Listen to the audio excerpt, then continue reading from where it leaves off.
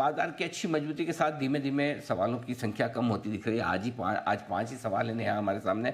सबसे पहले तो क्या आज ग्लोबल संकेत क्या मजबूत हैं, यदि हाँ तो क्यों और कितने। दूसरा बड़ा सवाल आज ये है कि एफआईज का मूड क्या सुधरता हुआ दिख रहा है। तीसरा बड़ा सवाल है कि कमज़ोर शुरुआत के जो संकेत मिल रहे हैं आपको, तो क्या खरीदना है, खरीदा तो कहाँ और किस लेवल पर।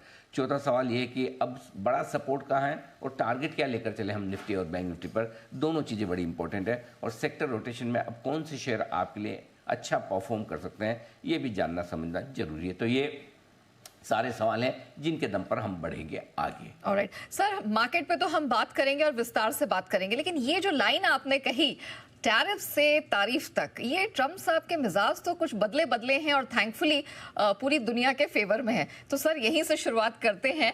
क्या कुछ हो रहा है ट्रम्प साहब के फ्रंट पर? अब बहुत शांति की तरफ और अच्छे मिजाज की तरफ बढ़ते दिखाई दे रहे हैं। नया एक वक्त था पहले हम एक दूसरे की तारीफ करते थे, तारीफ से हम टैरिफ पर पहुंचे और टैरिफ से फिर तारीफ की तरफ बढ़ रहे हैं। Life complete the full circle वैसा वाला हम आपको बताइए कि ट्रम्प के इलेक्शन कैंपेन के वक्त भी मोदी जी ने उनका बड़ा सपोर्ट किया था। अब की बार ट्रम्प सरकार का नारा भी लगा था। वहाँ से रिलेशन थोड़े कमज़ोर जो होते दिखे, भारत को बड़ा दुश्मन मानने लगा। 50% के टैरिफ हालांकि हम अब भी झेल रहे हैं, लेकिन पिछले 2 हफ्तों से काफ़ी कुछ मूड माहौल सुधरता हुआ दिखा है। और कल डोनाल्ड ट्रंप का एक बड़ा स्टेटमेंट फिर से आया कि हमारे बहुत अच्छे संबंध है भारत के साथ भी और पीएम मोदी के साथ भी। तो अब पब्लिक फोरम पे वो भला बुरा कहना बंद कर रहे हैं और वो अब काफ़ी हद तक हमें अच्छा बता रहे हैं। सो अच्छी बात यही है कि एक ज़माना था काफ़ी कुछ ख़राब कहा, उसके बाद अब तारीफ भी हो रही है। तो ये दोनों देशों के बीच में तनाव घटने के संकेत आ रहे हैं, संबंध सुधरने के संकेत आ रहे हैं। आपको पता ही है भारत का 2 दिन पहले भारत में अमेरिका का डेलीगेशन आकर बातचीत करके गया है। छठे दौर की बातचीत टैरिफ पर शुरू होने जा रही है।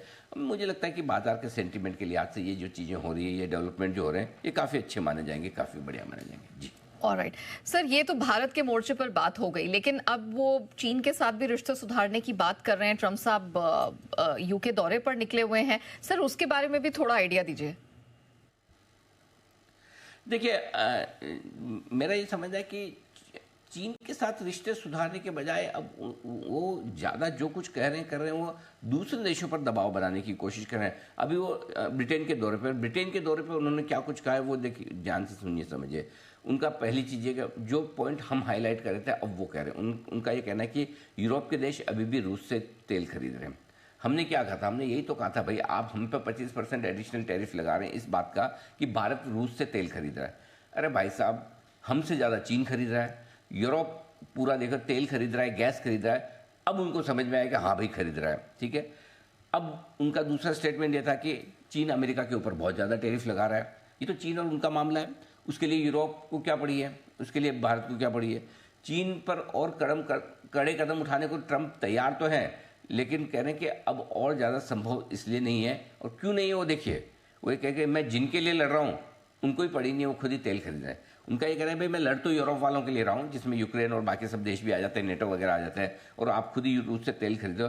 सो समहाउ क्या है कि उनको चाहिए कि तेल के दाम घटे, और वो ये कह रहे हैं कि तेल के दाम तभी घटेंगे जब तनाव और घटेगा। और जाहिर सी बात है कि वो ये कह रहे हैं कि जब तेल के दाम घटेंगे तभी रूस बातचीत और समझौते के लिए तैयार होगा, क्योंकि अभी तक क्या है, रूस का तेल बिक रहा है आराम से, तो उन्हें समस्या नहीं है। लेकिन इसमें एक बड़ी इंटरेस्टिंग चीज़ जो है नया, वो ये कि तेल की कीमतें अब रूस यूक्रेन की युद्ध की वजह से बढ़ी घटी नहीं। इनफैक्ट हो सकता है समझौता हो जाए तो तेल की कीमतें और घट जाए, उसकी संभावना ये है। अब या तो तेल की कीमतें गिरेगी तब समझौता होगा, या समझौता होगा तो तेल की कीमतें गिरेगी। दोनों में कैसे क्या होगा वो देखने वाली बात है। लेकिन कुल मिला के बात यह है कि अब ट्रंप भारत पर रुख नरम कर रहे हैं, चीन पर रुख और कड़ा करने को तैयार नहीं है। और वो कह रहे हैं कि मैं इनडायरेक्टली कह रहे हैं भाई मैं अकेला नहीं लड़ूंगा, लड़ो तो सब लड़ो, नहीं तो कोई बात नहीं, अपना अपना देखो। कुछ कुल मिला के ऐसा होता हुआ दिख रहा है। अच्छा, दूसरी बात एक और चीज़ ये है, मैं एक सिंपल सा सवाल है, चलो ठीक है, अमेरिका दुनिया का लीडर है, दादा है, सबसे बड़ा देश है, और उसकी जिम्मेदारी की दुनिया में शांति रहे। लेकिन अगर कोई जैसे कोई फैमिली का हेड होता है ना, उसका काम है भाई कि पूरी फैमिली में 5-25 मेंबर है तो उनको संभाल के रहे। लेकिन अगर कोई 2 देश ने डिसाइड ही कर रखा है लड़ेंगे तो तुमको क्या प्रॉब्लम है, बराबर है। तो रूस और अगर यूक्रेन लड़ भी रहे हैं तो आपका एक लिमिटेड इंटरेस्ट होना चाहिए, उतना कर लीजिए। अगर लड़ने दो। तेल की कीमत तो $65 पे, $66 कौन सी बढ़ी हुई है। बाकी तो इसलिए क्या, जरूरत से ज़्यादा उनकी जो दखलंदाजी है ना, वो किसी को पसंद नहीं आ रही। और अब धीरे धीरे वो रियलाइज़ करें कि मेरे साथ कोई भी नहीं आ रहा। इधर रूस, चीन, भारत तीनों अलग हो गए उनसे दूर। अब यूरोपियन यूनियन उनकी सुनता नहीं है।